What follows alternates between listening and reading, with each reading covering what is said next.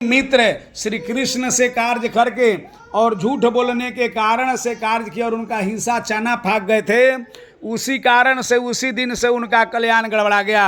अब होने लगा कि न खाने के लिए, न पहनने के लिए, न रहने के लिए कुछ नहीं रहा। बाल बच्चा को खाने के सामान भी नहीं था।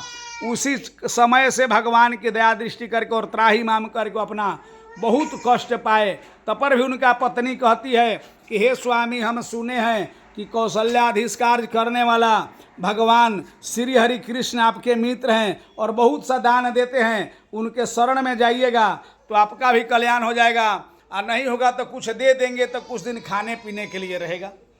ब्राह्मण हम लोग ये है, मांगने खाने का काम है। देंगे तो ठीक है, नहीं देंगे तो भी ठीक, कोई बरियारी नहीं करना है। कहे कि आफत काल में हित मित्र संगी साथी कोई साथ नहीं देता है। हे प्रिय, बात मानो मत विदा करो। तब पर भी नारी कहती है सुशीला कि हे स्वामी, हम सुने हैं कि आपके मित्र भगवान के अवतार हैं, जाइए विश्वास करके, हमारा कहना जरूर हो जाएगा। आज के भी डेट में अगर औरत कतनो पति कड़ल होखस, काड़ा हुई है तो है कड़ियल होखस, लेकिन महिला अगर चाह जास तब पति के अपना बात मनाइए ली हैं। संसार के आज के नया नहीं के पहलहू से भइल बा। सर्वदे कल्याण कारण भाई दसम, इसलिए कि देखिए सुदामा जी अपने पत्नी के बात मान करके और गए हैं कहाँ, कृष्ण भगवान के पास, और वहाँ जा करके उनका ध्यान हुआ, तब जा करके उनका मन में विश्वास हुआ है और उसी समय से उनका जन कल्याण हुआ। अगर पत्नी के बात मान के ना जाते कृष्ण भगवान के पास तो ना कृष्ण जी दो फाका उनका भूंजा खाते और इनका दो लोग मिलत बाबू नहीं मिलता। तो उस कारण से पत्नी के बात भी कभी कभी मान लेवे के चाही, बहुत बढ़िया रहेला। सर्वदे कल्याण कारण भाजित समनोर्थायम, जो लकड़ी बेचकर व्रत किया वही दूसरा जन्म में केवट बने। रामचंद्र जी जब नौका पार करने लगे तो उसी समय गए कि चलिए नौका पार कर रहे हैं, चरण धो करके चनार्मित बनाए तो धोने नहीं दे रहे थे कि नहीं जो गाड़ी चलाने वाला का मतलब है नौका का अपना भाड़ा लीजिए जाइए।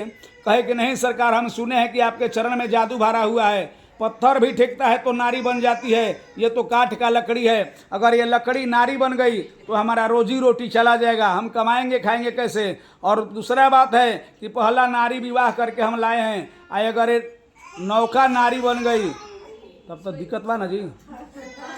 एगो पुरुष के दूगो मेहरारू हो जाए तो गोड़ हाथ टूटले समझे के बार बार, कितना कदर इज्जत बा तो भगवाने जरिहन। ऐसे ऐसा ना करे चाहिए। जो भी पुरुष के लिए और स्त्री के लिए हाथ बाँह धरा दिया गया उसी पर सबूर विश्वास रख के रखिए, भगवान सबका कल्याण करेंगे। अब केवट यही बात को समझ करके और भगवान से क्षमा मांगा और क्षमा मांग करके सबको त्राही करके और कहा कि हे प्रभु, हमारा भी कल्याण कीजिए, हम गरीब साधारण आदमी हैं, अगर ऐसा होगा तो हमारा कल्याण हो जाएगा, इसी तरीका से कीजिए। और राम राम करते स्वर्गति को प्राप्त हो गए। जो विद्या प्राप्त कार्य करने के लिए पुत्र प्राप्ति के लिए व्रत किए, चौथापन में वही दशरथ जी का 4 संतान हुआ। श्रवण कुमार के माता पिता के श्राप के कारण रामचंद्र जी जब वनवास होने लगे उसी समय राम राम करते उनका प्राण पखेड़ू निकल जाता है। अब देखिए फिर राक्ष करने वाला अधित करने पर जो पुत्र के कार्य से जंगल में शिकार करते थे वही आयरन बनकर राजा मूर्धवज बने। अपने ही पुत्र को 12 साल के कार्य में आरा से काट करके भगवान श्री हरि परीक्षा लेने गए। आरही का क्षेत्र, आयरन वन का क्षेत्र, आरा नहीं, ये पूरा बहुत शाहबाद डिस्ट्रिक्ट आयरन क्षेत्र था।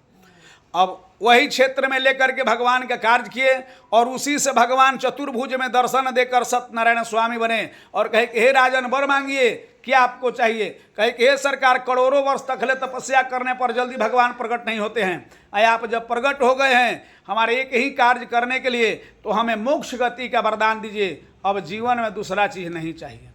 फिर वहाँ मोक्ष गति का वरदान दे करके भगवान सत्यनारायण स्वामी अंतर ध्यान हो जाते हैं, विष्णु भगवान अंतर ध्यान हो जाते हैं और कहते हैं कि जो भी सच्चा मन से, सही मन तन से भगवान का ध्यान देगा, कार्य करेगा, उनका कार्य सफल हो जाएगा। धीरे धीरे प्रतिदिन का कार्य हो जाएगा। प्रेम से बोलिए सत्यनारायण स्वामी की जय।